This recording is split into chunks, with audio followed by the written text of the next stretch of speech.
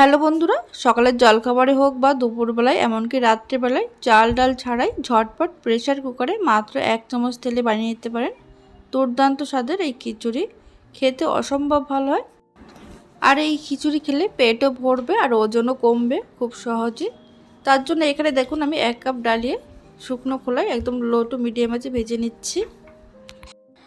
দেখুন এখানে 1 মিনিট ডালিয়ে ভেজে নিচ্ছে, কালারটা কিন্তু পুরোপুরি চেঞ্জ হয়ে গেছে, একদম সাদা রং চলে এসছে। এবার এটা নামিয়ে নেব। নামিয়ে খুব ভালো করে ধুয়ে জলটা ঝরিয়ে রাখতে হবে। এটা ভিজিয়ে রাখার কিন্তু কোনো দরকার নেই। আর এদিকে দেখুন রান্নার জন্য প্রেসার কুকার নিয়েছি। প্রেসার কুকারের মধ্যে দিয়ে দেবো আমি 1 চা চামচ সাদা তেল। তেলের পরিবর্তে আপনারা এখানে ঘিও ব্যবহার করতে পারেন। তেলটা দেখুন ভালোভাবে গরম হয়ে যাওয়ার পর এর মধ্যে ফোড়নে দেবো একটা শুকনো লঙ্কা। এবার দিয়ে দিলাম একটা তেজপাতা 2 টুকরো করে নিয়েছি। দিয়ে দেবো এর মধ্যে সামান্য পরিমাণে জিরে। গ্যাসের আঁচ এই সময় কিন্তু আমি লোতে রেখেছি। লোতে রেখে ফোড়নটা একটু নাড়াচাড়া করে নেব। ফোড়ন থেকে যখন সুন্দর গন্ধ বের হবে তখন এর মধ্যে আমি দিয়ে দিচ্ছি একটা ছোট সাইজের পেঁয়াজ কুচি। আপনারা যদি নিরামিষ রান্না করতে চান তাহলে কিন্তু পেঁয়াজ ছাড়াও এটা করতে পারেন। দেখুন পেঁয়াজটা আমি হালকা করে ভেজে নেব।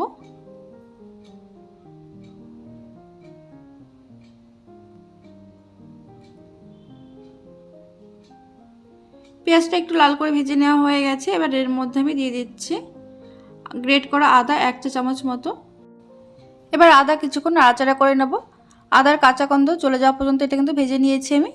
এবার এর মধ্যে আমি দিয়ে দিচ্ছি 2টো কাঁচা লঙ্কা কুচি। কাঁচা লঙ্কাটা কিন্তু হালকা করে একটু ভেজে নিয়েছি। এবার এর মধ্যে আমি দিয়ে দিচ্ছি সবজির মধ্যে আছে এখানে আলু, গাজর আর বিনস একদম ছোট ছোট টুকরো করে কেটে নিয়েছি।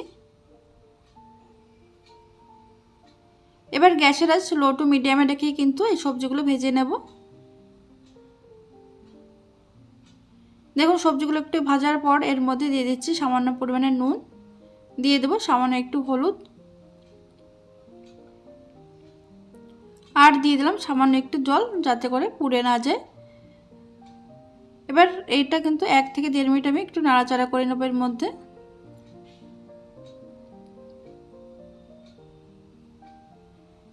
সবজিটা একটু ভাজা ভাজা হয়ে যাওয়ার পর এবার এর মধ্যে আমি দিয়ে দেব টমেটো কুচি। দেখুন এর মধ্যে আমি দিয়ে দিলাম একটা মিডিয়াম সাইজের টমেটো একটু টুকরো করে নিয়েছি। এবার এটা কিন্তু হালকা করে একটু ভেজে নিতে হবে। টমেটো একটু ভাজা ভাজা হওয়ার পর এবার এর মধ্যে দিয়ে দিচ্ছি আমি 1/2 চা চামচ মতো ধনে গুঁড়ো। দিয়ে দেবো এর মধ্যে 1/2 চা চামচ জিরের গুঁড়ো।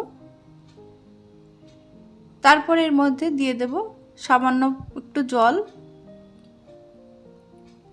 এবার মশলাটার সঙ্গে সবজিটা কিন্তু খুব ভালো করে মিশিয়ে নিতে হবে।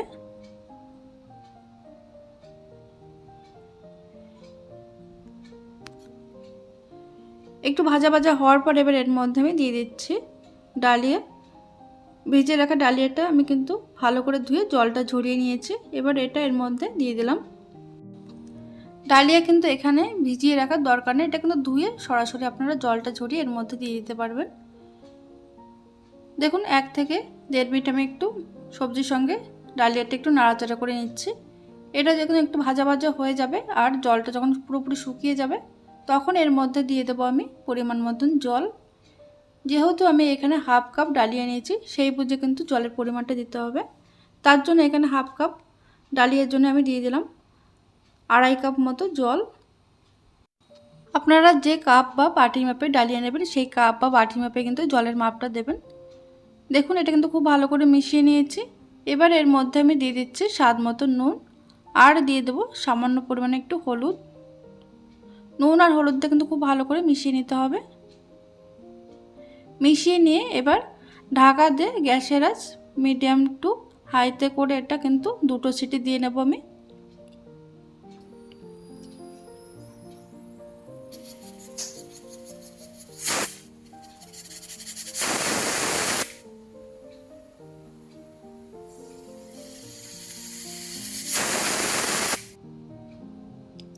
দেখুন 2টো সিটি হওয়ার পরে কিন্তু গ্যাসটা অফ করে দিতে হবে। এবার এর থেকে যখন পুরোপুরি হাওয়া বেরিয়ে যাবে তখন কিন্তু ঢাকনাটা খুলে নিতে হবে। দেখুন খুব সুন্দর এটা কিন্তু সিদ্ধ হয়ে গেছে। এবার এটাকে কিন্তু আরেকটু টেস্টি করার জন্য এর মধ্যে দিয়ে দিচ্ছি আমি বেশ খানিকটা পরিমাণে ধনেপাতা কুচি। এবার গ্যাসটা কিন্তু আবারও কিন্তু অন করে দিয়েছি। অন করে কিন্তু এটা আরও কিছুক্ষণের রান্না করে নিচ্ছি আমি।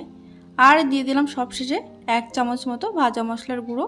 এখানে আছে ধনে, জিরে আর শুকনো লঙ্কা শুকনো খোলায় ভেজে গুঁড়ো করে নিয়েছিলাম। আর দিয়ে দিলাম 1/2 চামচ মতো ঘি। ঘিটা অবশ্যই দেবেন, এর টেস্টটা কিন্তু তাহলে ভীষণ ভালো হবে। দেখুন খুব ভালো করে মিশিয়ে নিয়েছি। গ্যাসটা অফ করে দেওয়ার পর এবার এটা নামিয়ে গরম গরম খেয়ে দেখুন, অসাধারণ খেতে হয়।